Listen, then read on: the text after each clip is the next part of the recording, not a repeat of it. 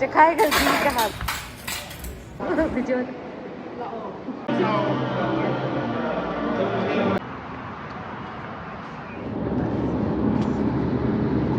ใกล้จะลีนDubai frame. Dubai frame. Ama sige gitu. Camera ada. Hi to salo. YouTuber mayang gitu. Hi. Hi mayang. Naung na. Ama susah gali sila. Adi na ina karama si thaja yade. Karama se bar Dubai ro nak nei na tra. Ai na khan ba kan nak na lai mina ba do. Adu ma le. Adu Dubai frame na tam na yam lam na le me. Sa lakadore. Dubai frame yung sa lakadore ji. Camera de on to. Moi mamam cha si pa sa drone. Moi mamam cha kai. Mama ni jo na moi mamam cha kai. Ai sang ha happy mo ni na. Yung pang kangal la roi ge hai bro. Lai sabi ni lai sabi. Ko. Sa pa sa to. Pagchay na mam cha. Pasabra. Isan pa sa pasabra. Yung pang kangal roi sa pa kali ni. Accident to opa. Hindi hawa kumne jo pang sangang le. Wait. Sai da na sai. Kilometer ko to metra mi chang do. Bus kali color to saite kam yung khara ure to sidani khoi chatto. GoPro am lai ro session. Lai ji phajadre.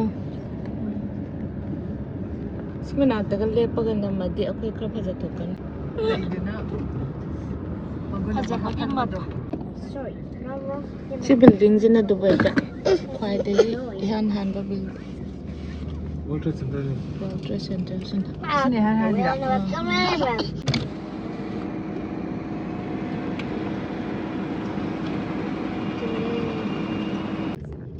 Daddy, you still with time.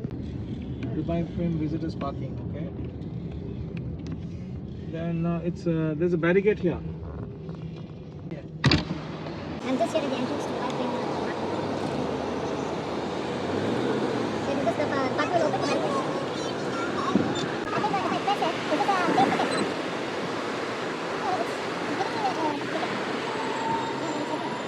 Dubai frame ai frame da le hang. Itu ka sina pai ge na ngai le. Okay. La wa sia di phang ne Dubai frame manung da le. Photo sa kai de. Museum su lay aduga mathakta glass ki sidai gi u phangaroi lapam ne na mathakta line na ma lei se the glass ki frame ne ba asiga glass tu chat tu nung yor kan de yin ne na sidai gi yang pada di pillar ama mangkak mandra du mathakta ta pa kan da au den koi heroi ni ga mina nam to wari haite Oh, Mommy! Oh, Mommy! Come in. Let's go! I didn't know. Session. So bani ne ek home lai. Oh. Yaar hua.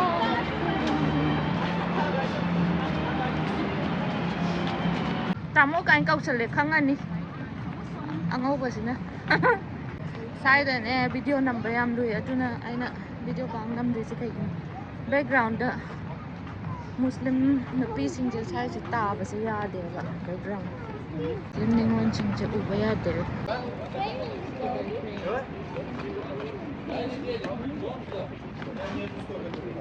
Changak paga lai khorombam lai re. Prayer. Se pillar oi na u ba se changsal la kan da. Yam chaw ai do. Traffic tangang yun na hanan.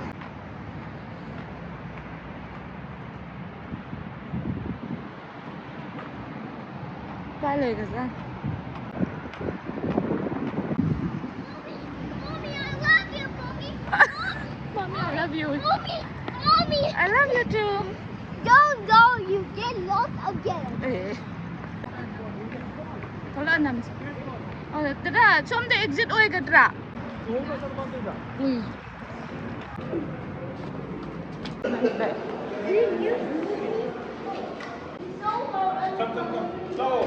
Okay, look at you guys. 1, 2, 3. Come on.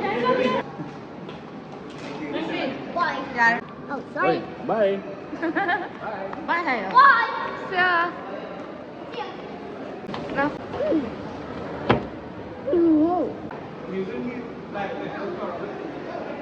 Thì trăng đường này năng trăng của ai hiền kìa. Video.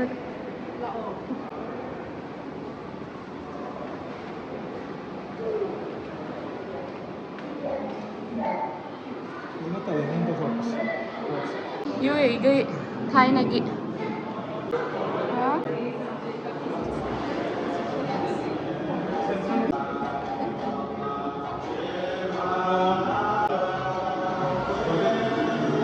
Next by next.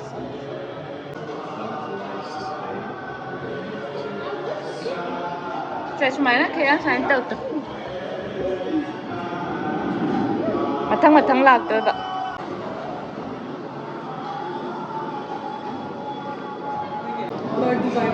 Sing mal hali mal. Yang ako khang Thai na gi kano gito. Makai no asil jam. Thai na kita pe para sini. Ada. Singgara ama ni singgara ni.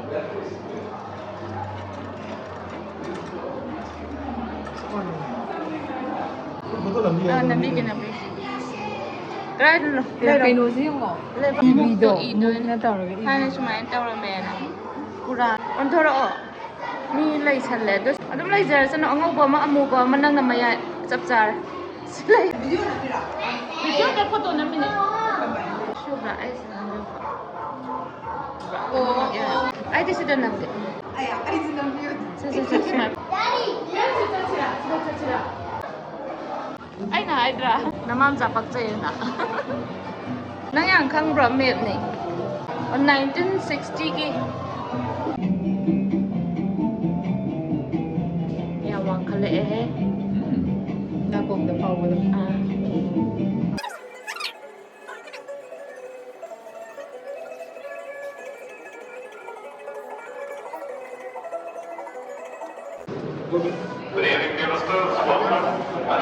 Nanggal apa? Nanggal lai. Seconds ago, forward to bind or setting. Nice and easy to follow. But running, jumping, sitting is not the same. Here is it. Okay, go. Walk. Lo? Kya? Okay. It's another class. Let's walk, baby. Ah, magalay ure. Chakai kar di kaha ba. Sumana chakai ba kisne. most fine na ado ay yung kada kisa. Awan ba di api ba di kay wala eh. Aswe yun. Adon nam.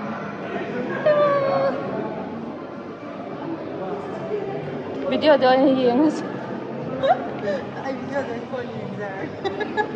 Ay na di yun, right? Sana di. Che da sumana dong lang thum ba da grek chat ba ne ba.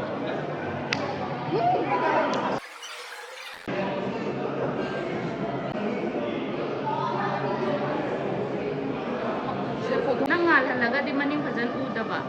Chai de da ke sapik thal le.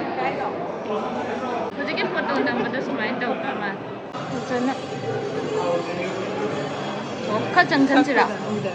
Reload to. Save to again. No, I think you get to let it be.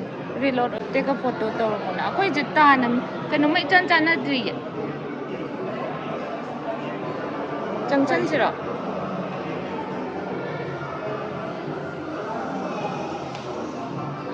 खुले अब से camera से कोई ना नियम वगैरह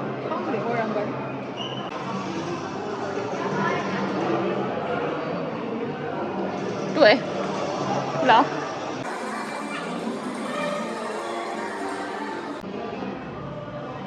Sebenarnya udah sudah nampak itu sih. Hari macam-macam yang sih mana. Tu bayar pomba ure itu sudah.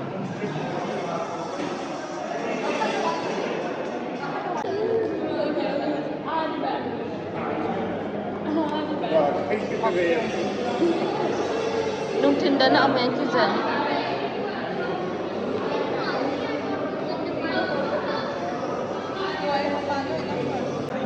Sina New Dubai. Ato na nang chom na pa sa Sina New Dubai.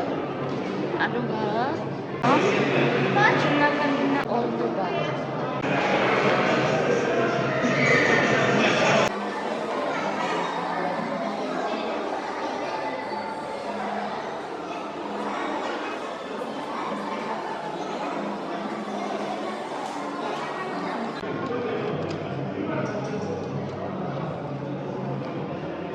Restaurant.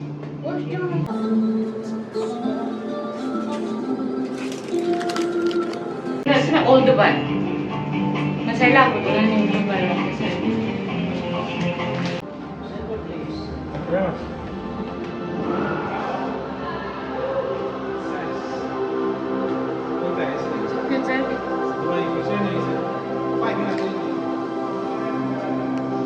Trong lúc đi xin làm tàu tàu Doy ne.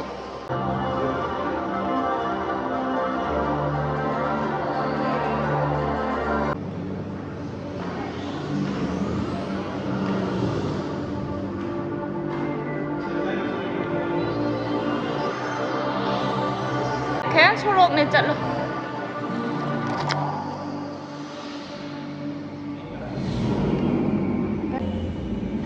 Sampai sampai.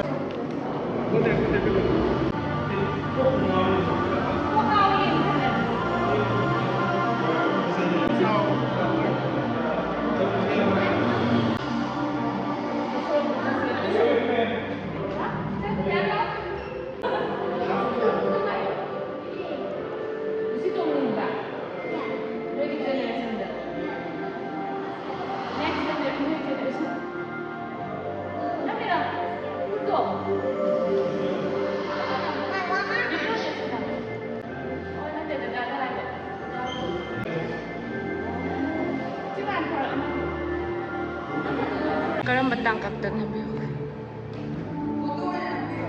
Wala. Mama!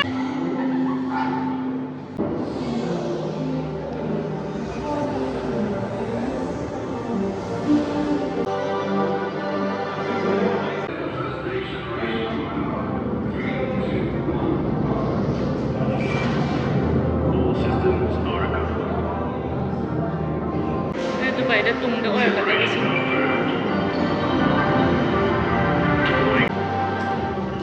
Chắc rồi mà tunda nang.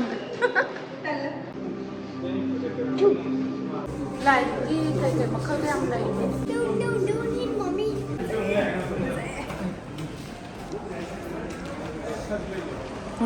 Light makal sayang ka kano tawag yung live. May nauba ka camera ka di ka kene pa. Mapan siya pa siya nauda.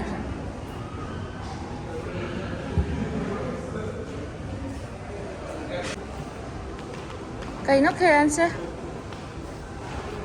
Ha? Baby, you have to touch this ball.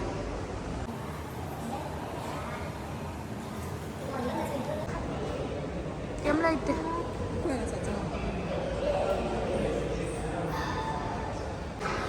Kayo no ito? Ah?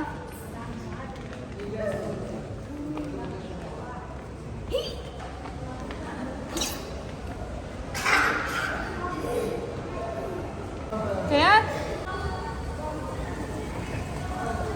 Ang hitam ni nanay. Careful. Na ako nang giba photo tira. Na ako di ba ni nang giday na sida? Kayo na siya. Na kay nang. Nante iba ni sunang giba sise. Nante si camera do. Ako mau take him out. Okay, okay, okay. Ani katang yawan ba option? Ada na. Kay na mamang le.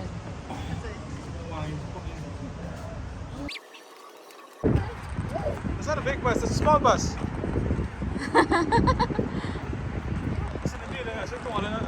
Tum ba chang ba yara mo eh? Chang ba ya ba jala?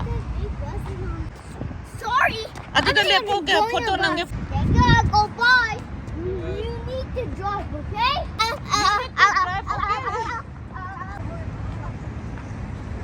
nga po tara.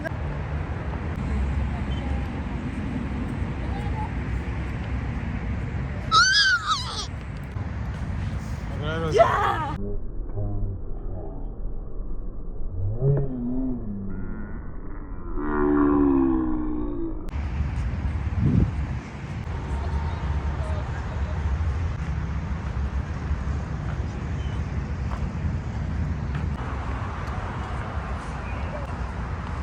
ꯂꯣꯏꯁꯜꯂꯦ ꯄꯨꯡ 8ꯗ ꯂꯣꯟꯗꯣꯏ ꯍꯧꯖꯤꯛꯇ ꯂꯥꯛꯄꯁꯨ ꯃꯤ ꯌꯥꯎꯔꯦ ꯃꯥꯅ 마수 왕왕아 Why? Please turn on the light, Dad. 아코이기 람비네나 Turn on the light in the pictures. Please. चलो चलो तो light on तौरे Oh, okay. नंगे वाटर याउदुदी कतौगे हाइनो There's no water anywhere. चोटकनी चोटकनी Mommy, नंगे water Thomas, he has no water. Water.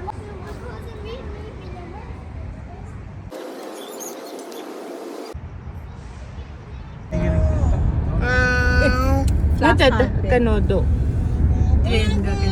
hojiki haina dum nangamba jani aina phajani kaina haina